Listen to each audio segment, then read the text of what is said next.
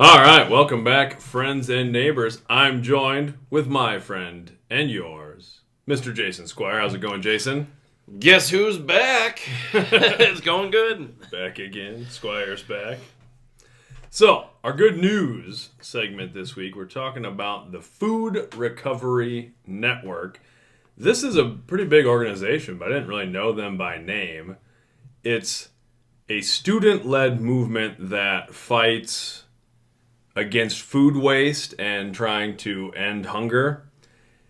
It started with a group of students from the University of Maryland College Park in 2011. So it really hasn't been around that long, but it's gotten really big. They're at 186 campuses in 46 states and Washington, D.C. What they do, basically, is collect food from dining halls and stuff that would be thrown away, then donate that to nonprofits so that Nice. it can be distributed. And this group of students just started it back in 2011, and by the end of that year, they had recovered 30,000 meals. Wow. And since then, and since then, according to their website, they have recovered 5.3 million pounds of food, donated 4.4 million meals, and have prevented over 7.4 million pounds of carbon emissions. Awesome. So, kind of crazy. I think about that a lot, like how much food just gets wasted, like how much you throw away. And if you look at like statistics of like how much all of us just like food scraps and stuff. Yep. That's why I try to compost more now and things like that. Had a student the other day who brought in a whole bunch of donuts because works at the gas station and they have to throw away the food at the end of the night. I remember that from when buddies would work at Casey's or whatever, and we'd go in at the end of the night and score a bunch of the food that they were going to throw away. But it's like, yeah, if it's not bought legally, they're supposed to throw it away. I was going to say that, and I think some states are getting better at this now, but we're so worried about lawsuits and things like that. Like, there's so much food that is perfectly good food that those companies throw away because of that chance of a lawsuit. Yeah. And I think that's good. I believe some states are starting to change some of those laws, which is really good, because that food should go to people who are in need of it and not into a dumpster. Yeah, I mean, it's sort of this weird thing, at least in a lot of places, a lot of parts of our country, there's an abundance of things, but then there are also people going hungry. It's like, makes sense. So I like these organizations. I've been kind of looking into food organizations lately. I kind of fall down a rabbit hole as I look at these different organizations, and I just thought this one was pretty cool, especially since it's like a student-led thing. But people can check them out at foodrecoverynetwork.org. Then the next topic, our family time for this week. So I thought this would be a fun one since we have coached together for a number of years. We're both coaches. Our topic, under kind of the relationship skills heading, is teamwork. It makes the dream work. I've heard that about it. I don't know a lot, but I've heard that. So I kind of have just questions for our students that we're going to talk about the week that this comes out. This will be 2 weeks from when we're recording it. But kind of the first thing I want them to think about is like, what is a team? So like from a coach's perspective and teams that you've been a part of, like to you, what kind of makes a team? I would say, as I've gotten older and your perspective changes, what has really helped with the teams that have been very successful, egos go down, and the ultimate goal of winning the game is at the forefront. And and that's a hard thing, especially as you're a younger person, you're trying to be the best that you can and try to show your coaches that I should be out there. Sometimes that's hard, that you are giving up your personal achievements for the greater goal of the team. And that to me is the ultimate what makes a team, is kids who are united in that front, in wanting to win the game or activity or competition, whatever they're in, but having genuine happiness for their teammates for having success. some of the best teams I've been a part of coaching are the ones where you might have a different high scorer every time. Right. But everybody's enjoying it because they just want to get to that victory. And that part, I would say, that's been the most enjoyable I've had with a team, is everybody doing what they can to help that collective goal. Right. Well, I think that's well said. And I think it was when I was doing like my sports science, like grad school stuff. One of the big things that stuck with me is the idea of like task orientation versus ego orientation. And it's okay to have a little ego orientation because you want kids to be competitive and you want them to... You can't be the best if you don't want to be the best. But ultimately, you want most of the focus on the task orientation of like, just do the thing that we want you to do, fill your role to help us be successful. So yeah, I definitely agree with that. And that kind of ties into the other thing I want our students thinking about is in what ways teams benefit from diverse skill sets, diverse strengths, from a mix of personalities. What do you think? Oh, you don't want everybody to be the exact same, because that's, I'll go to basketball, for instance.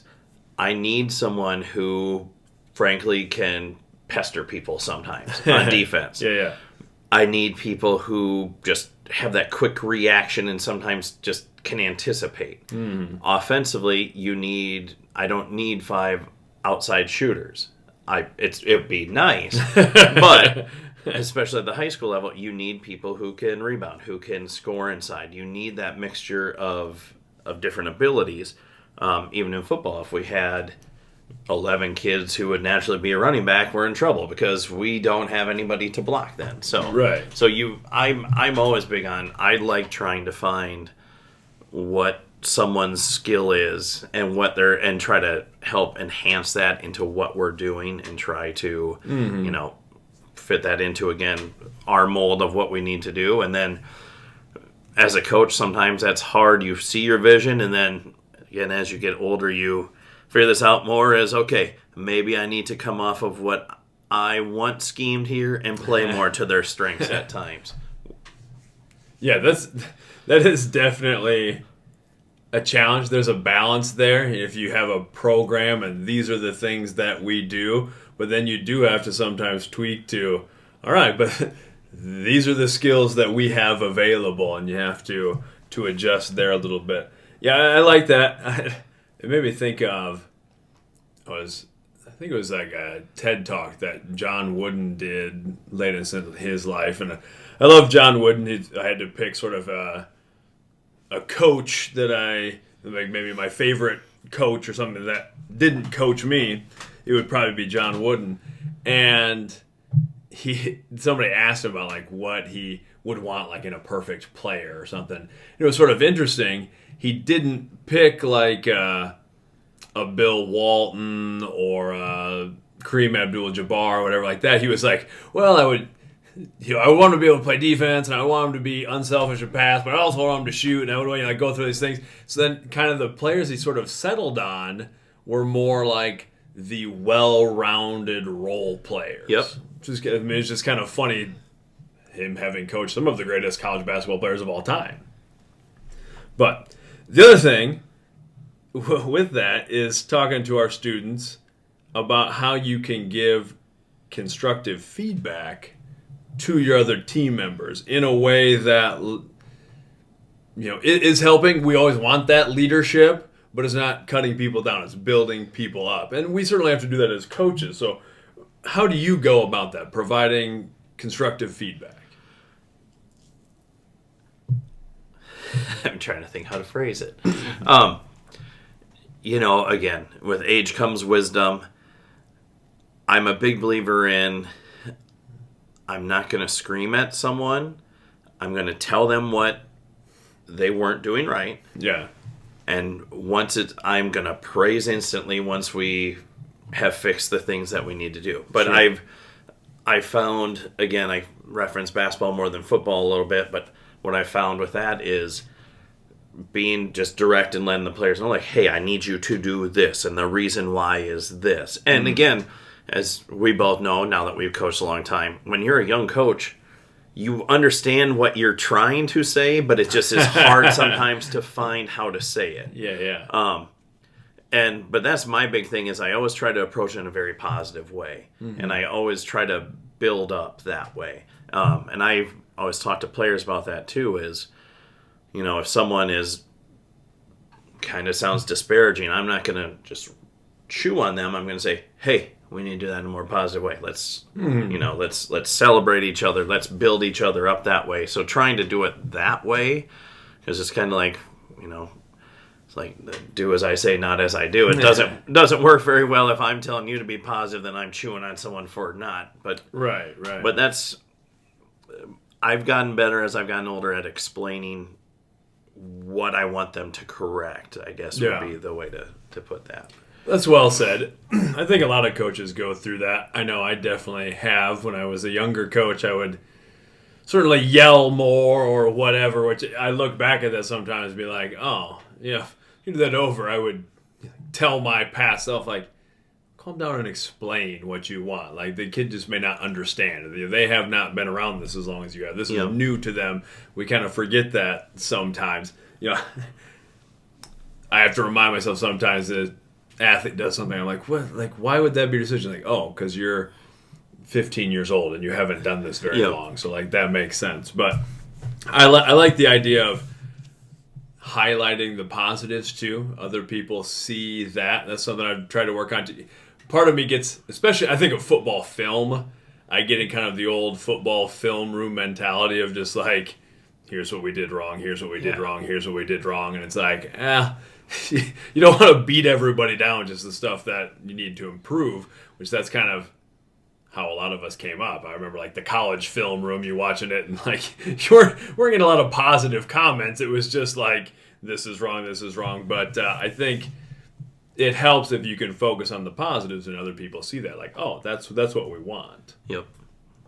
The last thing with teamwork that we're going to talk about in class is the idea of like showing grace or good sportsmanship, I guess kind of what we call it in sports, whether we're succeeding or failing. I know that's something that's important to you as a coach and as like the teams that you have, but how do you instill that in your teams that like, this is how we're going to do business no matter what happens? I'm always up front with it, and I tell them like, and it sounds silly, but it's not bad to have reminders at any times. I still need them at 41 years old is, hey, when we go through lines, shake, good hands. We don't say anything back. Anybody says anything to you, you don't say anything. So we're going to be the bigger people on this. Yeah. But I like to just remind them of that. Now that I've worked with my own kids as they've been younger coming up, really instill that into them, like a call doesn't go your way. You don't look at the official. You don't argue with the official. Those little things, trying to get it into their heads now, and it's been kind of fun too to see, like with my own kids, is Gavin when he was little in a tournament, he kind of looked and did he came and sat right next to me. I said, we don't do that. Those are the things that just trying to, and I explained that to him. We don't do that. You settle down. You understand that. Go back and do it the right way. And it's been fun watching his group as they've come up. They've done a really nice job of that, understanding those things. And then when they see other teams do that, they're like, oh, that's why you don't want us to do that. But I mean, and it's, again, when you're young, I get it. I'm a competitive dude, but as I've gotten older, I understand it's not the end of the world. But as a young kid, that is hard sometimes because you're given everything you got, and it's hard sometimes not to get frustrated with those things. But I think that's the big thing is I always try to reiterate those things like you win with class, you lose with class. Those are the things that we do because that goes a long way. That's well said. I think of teams that we've played in the past where I would like to think, by and large, our kids in our school and our programs, that's a focus of ours, is good sportsmanship. Not that Not that every kid is always that way. We've certainly had incidences we've had to address, but I think those incidents do get addressed. And sometimes we'll play another team where maybe you see some stuff that's dirty or what I would consider disrespectful, whatever. And in those situations, I don't really blame the kid so much as I blame the coaches. Yep. You're a young kid, you're a teenager, there's a lot of emotion, those sorts of things. But if you're not coaching something specifically, if you're allowing it to happen, you're still sort of coaching that, instilling it in kids. So I do think that's an important thing to focus on. Your story talking about Gavin, your son, reminded me of a couple of things. One, the story that Kermit Alexander, you know the name Kermit Alexander, is a Bears fan. Yep. He's the guy who blew out Gale Sayers' knee. Yep. But I remember reading a long-form story about him. He's got a very interesting life and had kind of a tragic story, and then became a very positive influence in his community, those sorts of things. But I think it was his dad pulled him off of the field in the middle of a youth football game when he was a kid, just because he was like kind of hot dogging, you know, he was a good player, and his dad came on the field and basically told him he was like embarrassing himself, embarrassing the family. So I always kind of thought that was a cool story. John Wooden would talk about avoid the peaks and valleys, you know, try to react the same whether we win or lose. And I'll do that with my kids. The phrasing that I use is I just say Mariano Rivera. Yep. So for those who don't know, Mariano Rivera, largely considered the greatest closer in baseball history. He's the only unanimous selection to the Hall of Fame. Was a closer for the Yankees for a long time. Statistically is the most effective pitcher in postseason history. And was well known for kind of always having the same cool, calm demeanor. So if one of my kids, you know, even shakes their head or something and looks frustrated, I'll just say, Mariano Rivera. It's just a reminder of, like, approach it the same way. Like, we shouldn't be able to tell whether things are going well or not from just looking at you. And that's, I mean, big part of it is myself, too.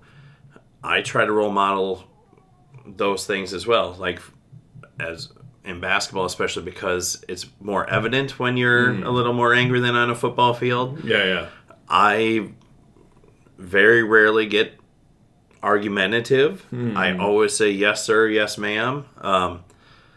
Anytime I'm asking a question, I try to approach it in a non-confrontational way. Yeah. Because, one, I don't want to role model that my players should do that. Two, just as a general human being, is in the long game, if there's a tight moment, I don't want them... We're all human. You all have bias. I don't want them in the back of their head remembering that I was being a jerk, you know? So, yeah. And those are the things that... And again, we have such a shortage of officials right now. I want to do everything I can.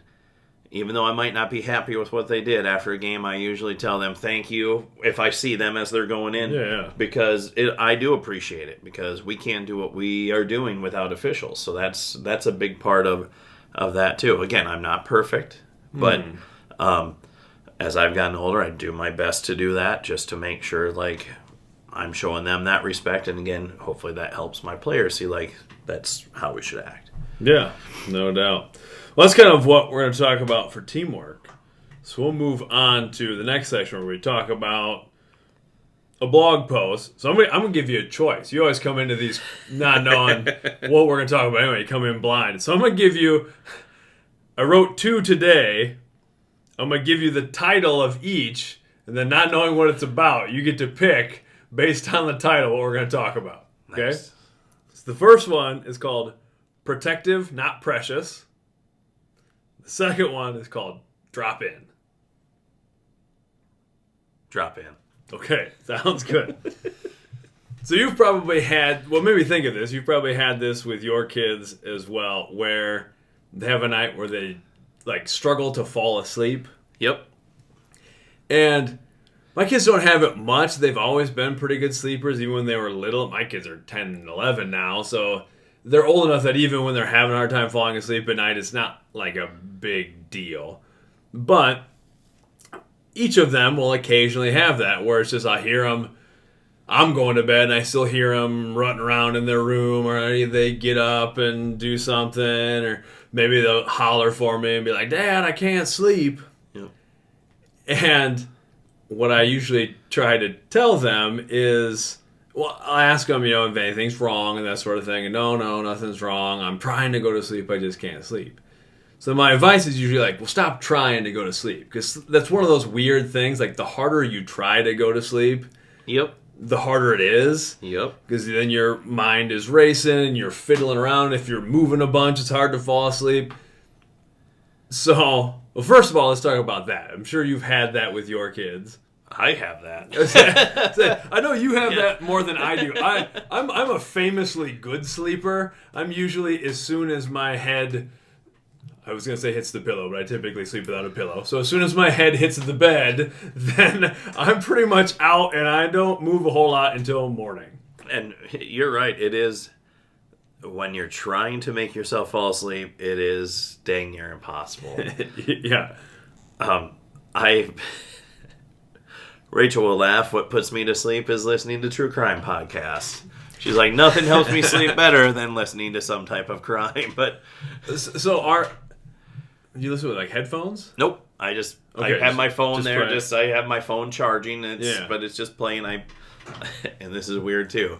I have it at a volume where I can hear it, but it's not super loud. Okay. So it's almost like I have to not strain to hear it, but it's there in the background, so to speak. But I don't do that all the time, by the way. But Rachel will famously say, like, that puts me to sleep faster than anything. Huh. Are you're just falling asleep as you're listening to it, so it just keeps playing? It just keeps playing. And I hope nobody's doing this with the Luke Nielsen podcast, but sometimes there's episodes where it's like, if I fall asleep and I don't hear everything, it's okay. Then sometimes I'll be like, oh, I fell asleep to that one, then I'll just re-listen to it. But otherwise, I found, I think it's Max Richter, created an album to actually help you sleep, and it plays, he composed it to your sleep rhythms. I heard of that. No, I have not bought the whole album. I bought pieces of the album, which I'm sure is my brain's like, thanks a lot. But keep looping the wrong time. Yeah. Like, I haven't had REM sleep in 3 months. But if I can't fall asleep, I play those 6 songs, and I don't think I've ever heard the last 2. Oh, so that's good. So effective. It works well, but it's. And I don't always listen to stuff when I go to sleep. It just depends on the night. Some nights I can just kind of sense, like, I'll fall asleep better if I have something playing. Yeah. That's one thing. I am sincerely grateful for my ability to fall asleep. I mean, it's like, if I'm trying to get 7 hours of sleep a night, I literally need to go into the room like 5 minutes before it will give me 7 hours. And I'm just... Oh, that's so amazing. Like, there are times I will go to bed and be like, I want to just lounge in bed for a little bit and think of some stuff. Nope. No, not a chance. Just out. Which makes me angry again, too, because I love to sleep. Sleeping is like one of my favorite things to do. Yeah. And then have you be like, I'd rather, go build a fort and run and write and do all this stuff, but I can fall asleep instantly. I was like, you jerk. Yeah, I don't know. I'm very thankful for that. But... that's really not what the blog post is about. That's just sort of the thing that got me thinking about it. Was just got thinking more about sleep. But anyway, what it got me thinking of is there's a lot of things in life that are actually kind of like that. Like, the harder you push for them, the harder it is to actually make it happen. Yep. And I think we get stuck in that a lot. Like, if it's a goal, something we want to accomplish, like we push so hard for it, and then it's like, this isn't really working out, and then we get frustrated, and then we kind of do things like, if you're trying to fall asleep, it's probably not real productive to be moving around a lot in bed and doing all those sorts of things. And I'm a big proponent of, of a lot of like Zen philosophy. The more and more like I study it, the more and more like I meditate a lot. And meditation is one of those things that, like, the harder you try to be in the moment, the harder you try to be present, the harder it is. Absolutely. Because if you're thinking of like, oh, I want to clear my mind and not think, well, then you inherently are thinking. And a lot of instruction connected to meditation is like not trying to push the thoughts away, but just kind of let them come and let them pass and that sort of thing. And I think that's a big part of like, if you want to have some peace in your life, is trying to understand like, don't get too caught up in the past. Don't get too caught up worrying about the future, like those sort of things. Like, just try to be in the moment, and to do that, you sort of have to like drop in. It's sort of like falling asleep. We don't say like, I'm going to work to sleep. You fall asleep, you know? Yep. So it's kind of the same thing. If you're going to be present and focus on the task at hand, you kind of have to just like let other stuff go. It's more a releasing other things than it is trying to do something else. If that makes sense. I agree, yes.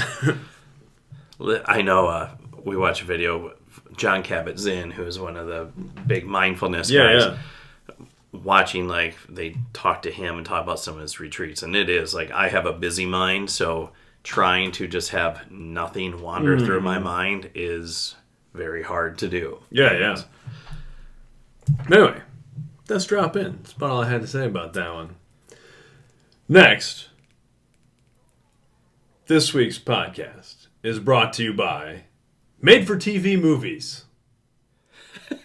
Just all of them. And now it's kind of weird, because I imagine they're still like what you would technically call made-for-TV movies, but because so much is streaming now, there's kind of like a lost thing. Like when we were kids and they'd be like, this movie is going to be on ABC or NBC or CBS this night, or like a mini series, you know, that was like big event. So so we're going to be brought to you by all of the former, like from when we were kids, the TV movies and miniseries. Do you have a favorite? Everybody goes to Bubble Boy. I do not. I don't either. But that's the first one that comes to my head. I didn't even think about that. I don't know. That's the one that is like the most famous. Yeah. You know, again, like what is technically the definition? Like I think I talked about at one point.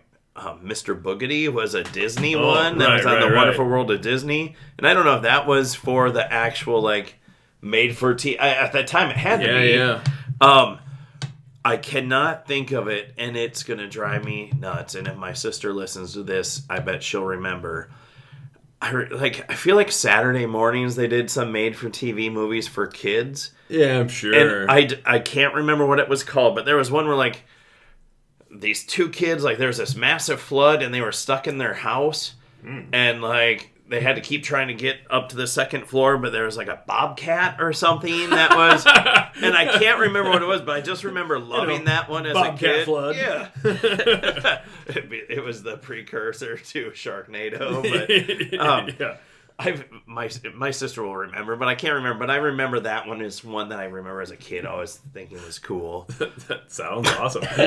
Writing that movie sounds awesome. Like, what if there's a flood? Okay, yeah, that sounds pretty intense. What next? Well, you know, sometimes there's a bobcat in your attic. Oh, man. Tell me more. It sounds like an 80s made-for-TV movie. Pretty much. How about for you? What do you...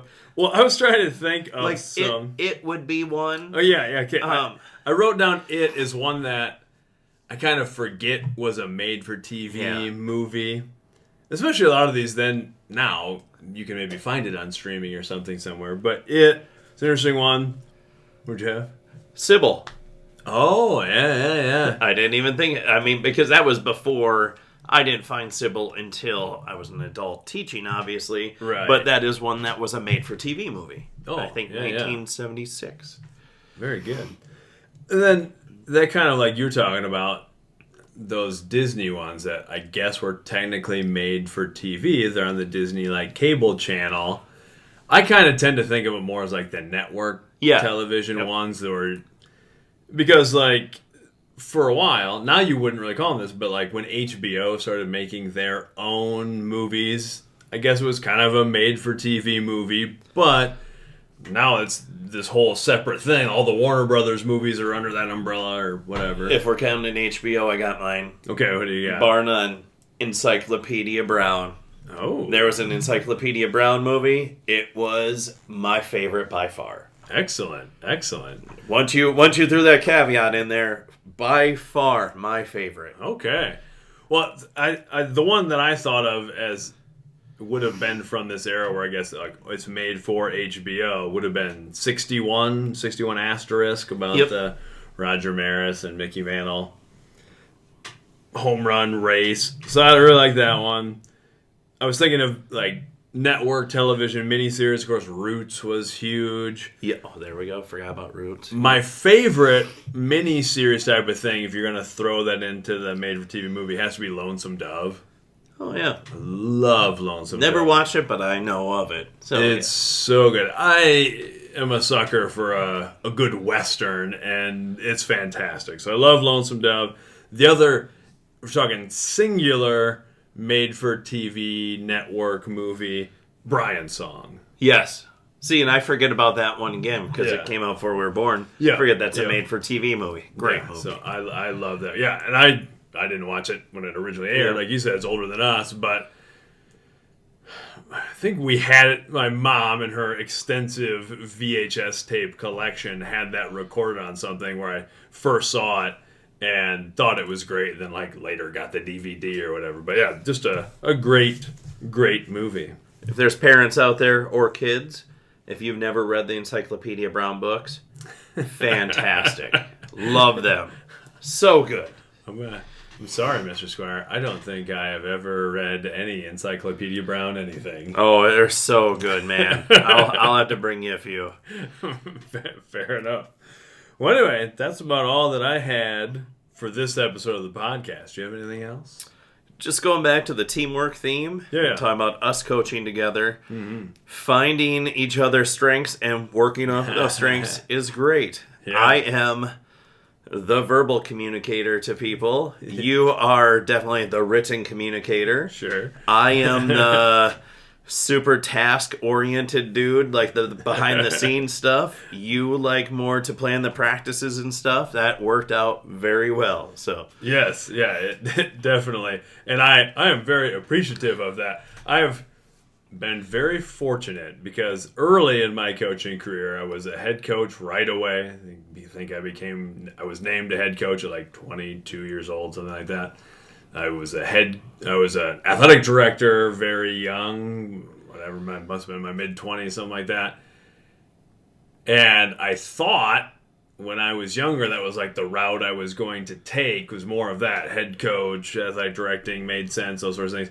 But I do not like the administrative side of things. I do not like the red tape and I don't like any of that.